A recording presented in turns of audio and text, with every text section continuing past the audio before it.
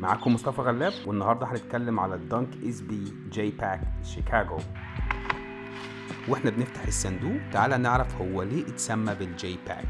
حرف الجي هنا معناها جوردن، فاخدوا الالوان اللي اتعمل في الجوردن 1 وحطوها في الدانك اس بي، زي الكورت بيربل وزي الباين جرين واخيرا الشيكاغو كولر واي.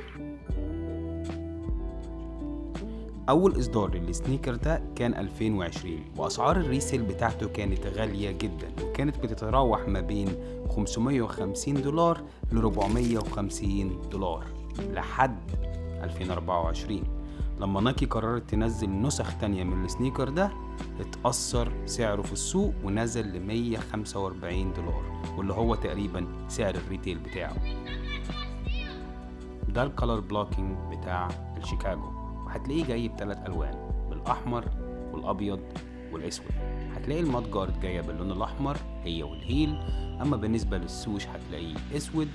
بالنسبة للميد بانل والتو بوكس هيكون جايين باللون الأبيض، أما بالنسبة للميد سول هيكون أبيض، والأوت سول ذات نفسه هتلاقيه لونه أحمر.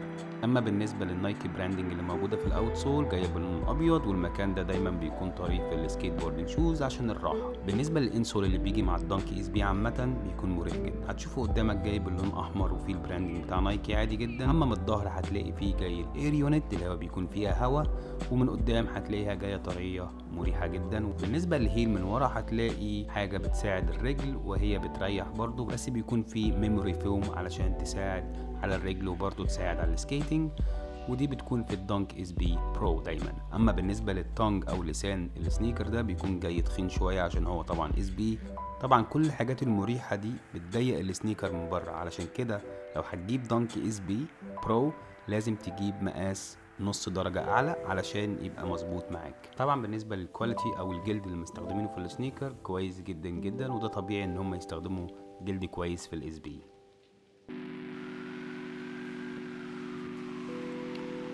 عامة الشيكاغو بيجوا بربطين، الاسود والابيض، ويا ريت تقولي في الكومنت انت بتحب الرباط الاسود على الشيكاغو ولا الابيض. وده اللي نايكي ابتدت تعمله في الاخر، انها تنزل نسخ زيادة لكل سنيكر كانت نادرة او ليميتد، فالسنيكر هيدز او الناس اللي بتحب السنيكر طبعا هي الكسبانة، والريسيلر او الناس اللي بتبيع السنيكر ابتدت تخسر. وده اللي نايكي بتعمله اصلا اخر 4 سنين علشان تقضي على الريسيلر كلهم. وانا اشتريت السنيكر ده ب$120 بس، فطبعا انت لو عاوز تشتريه ده الوقت الصح جدا، لان الكميه برضو اللي كانت موجوده نزلت دي هتتباع ممكن يغلى تاني. انا ما اقدرش اضمن لك ان نايكي ممكن تنزل نسخ تانية من ده، بس انا شايف ان ده الوقت المناسب.